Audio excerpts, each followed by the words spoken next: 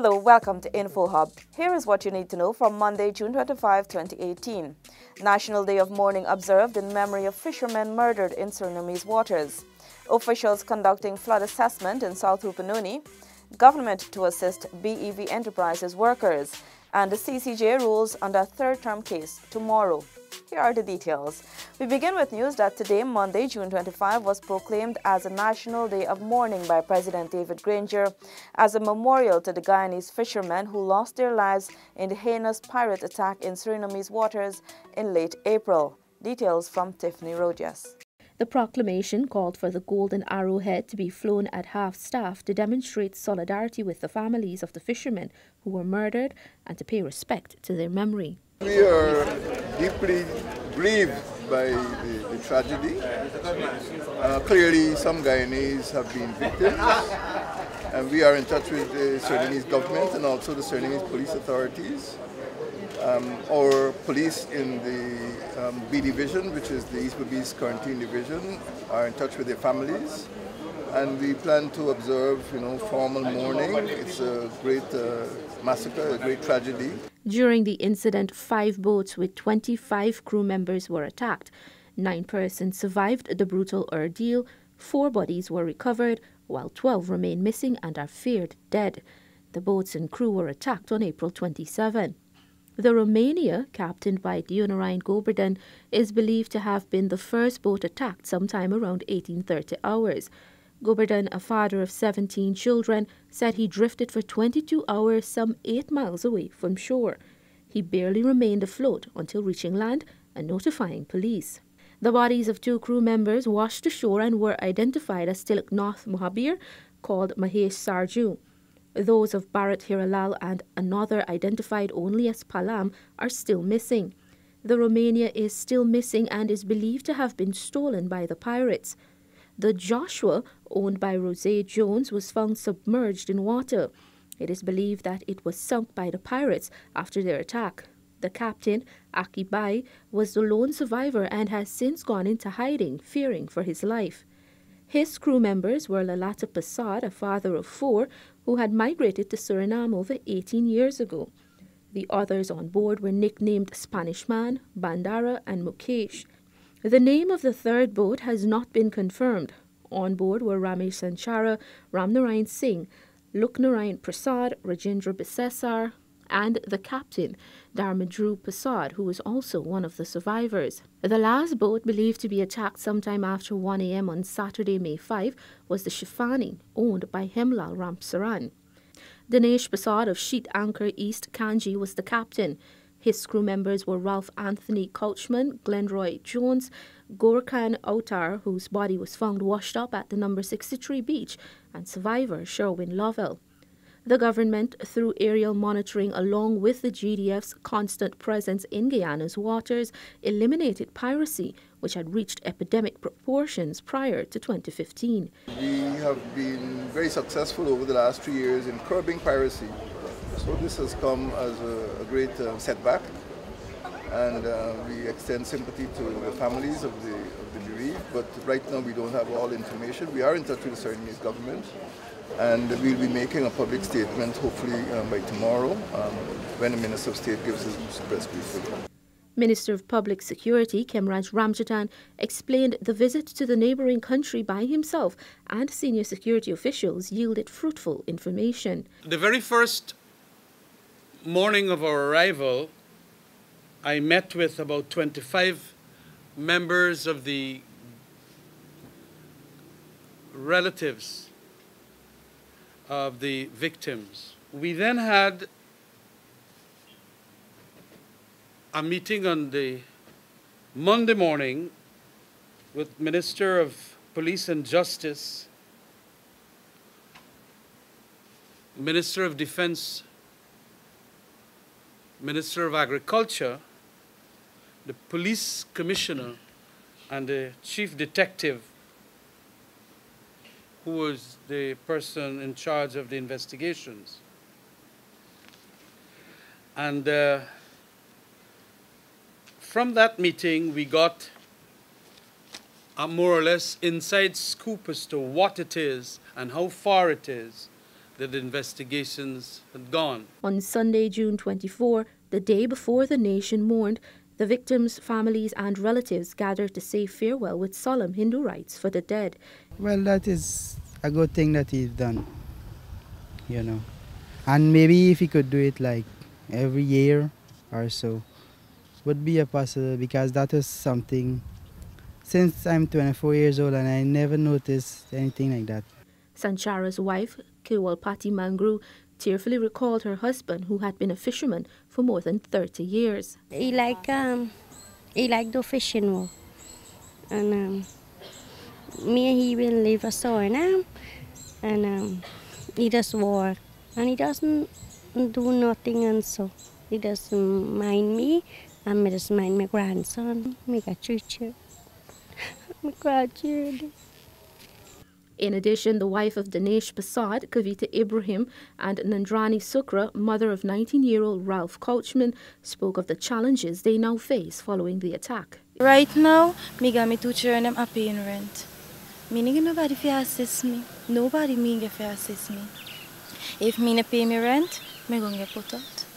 The people go put me on the road with my children, we part me gonna go. Me not got a family set. They go and help me or assist me with my children. Right now, my neighbors assist me. I stressed out a lot. Many days I don't sleep, many nights, many days I in the hammock sit down crying without eating nothing.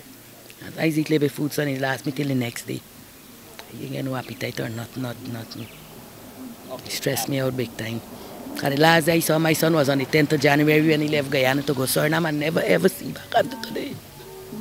Parliament today observed a minute of silence. Minister of Public Security Khemraj Ramjatan told the House the day of mourning for the slain fishermen coincides with the United Nations Day of Seafarers. For Info Hub, Tiffany Rogers. Seasonal rainfall has resulted in the annual flooding of some parts of the Rupununi savannas.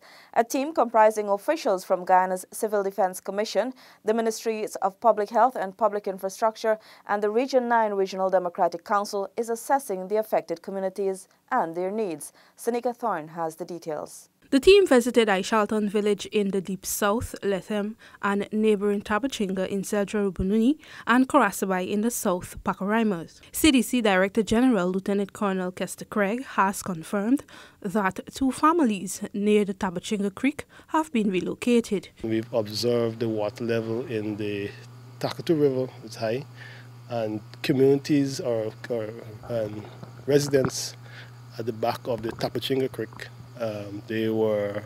Some of the homes were flooded, and 2 families were moved from their home. I think one moved to a relative and another moved to a shelter, temporary shelter, that was established by the mayor and city council.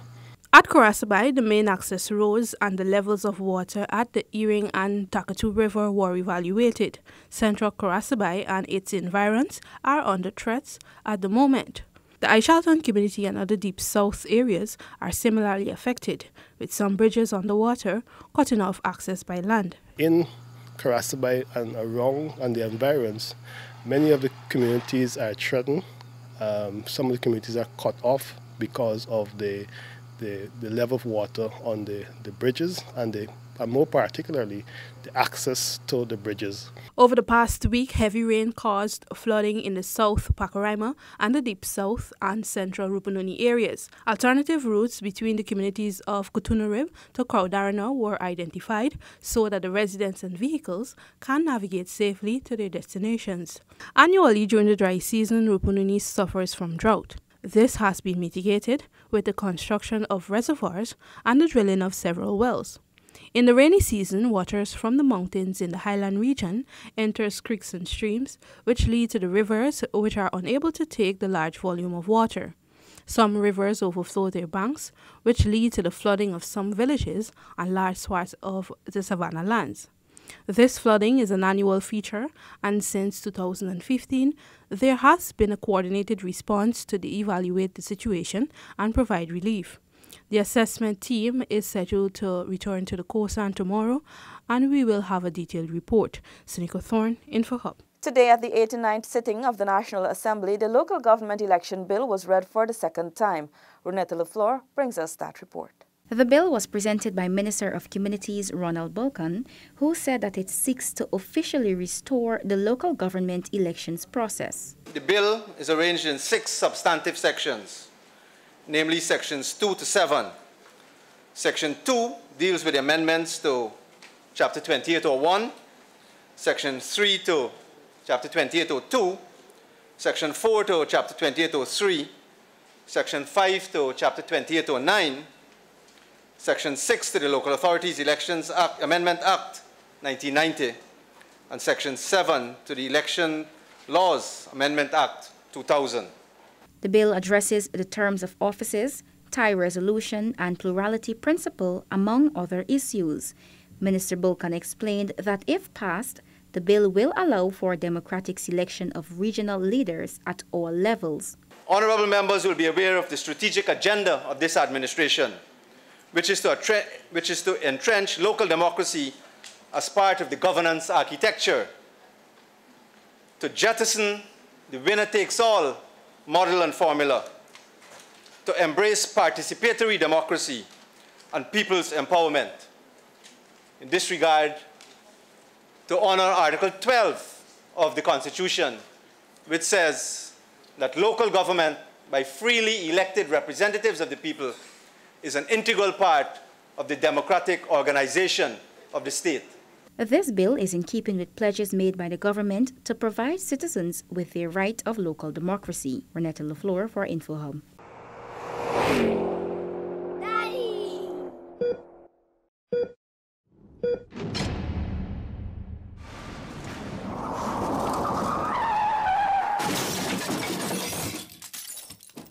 Thanks for staying with us. We continue with a report from Alexis Rodney. She tells us that Minister of Natural Resources Raphael Trotman today visited Australian gold mining company Troy Resources to observe its operations.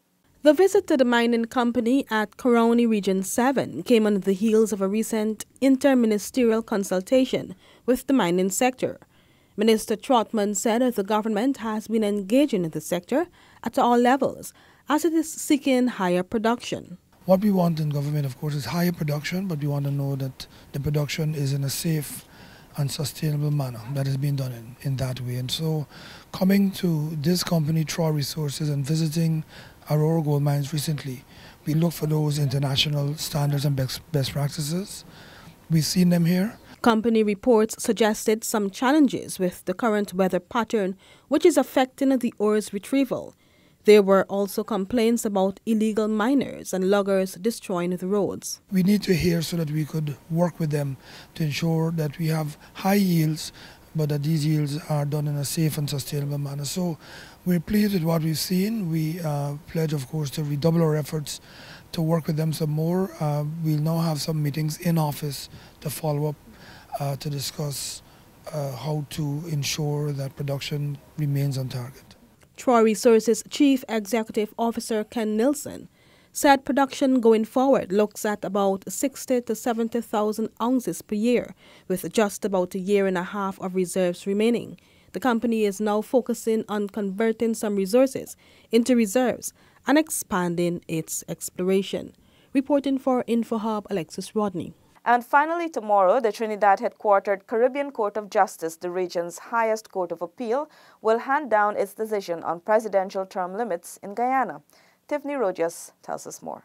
The CCJ will essentially be determining if Act No. 17 of 2001 is constitutional and if a former president can be allowed to serve a third term. Back in December 2014, the case was filed by the mysterious Cedric Richardson of Lot 4 West Rumveld, where he apparently no longer resides. In July 2015, former Acting Chief Justice Ian Chang, just before he demitted office, ruled that Act 17 was unconstitutional. Act 17 of 2001 is an amendment to Article 90 of the Constitution and sets term limits for presidents and eligibility for presidential candidates. The Appellate Court of Guyana in February 2017, in a split decision, upheld this ruling, which was appealed by Attorney General Basil Williams, SC, at the CCJ, the final court recognized by Guyana. Former Acting Chancellor Carl Singh and Justice B.S. Roy ruled to uphold, while the current Acting Chancellor Yonette Cummings Edwards dissented. The case is ostensibly designed to allow opposition leader Bar Jagdeo to run for the presidency for a third term, since he has already served 2 terms as president from 1999 to 2011. Jagdeo's PPP won a narrow majority government in the 2011 elections and lost to the APNU-AFC coalition in 2015. The revision to Article 90 of the Constitution to set a 2-term limit for presidents was a bipartisan decision back in 2001. The amendment set a 2-term limit for presidents and outlined requirements to become a presidential candidate. The CCJ will hand down its decision tomorrow at 10 a.m. and it will be live streamed on the court's website. For InfoHub, Tiffany Rogers. And now for your bridge and weather reports.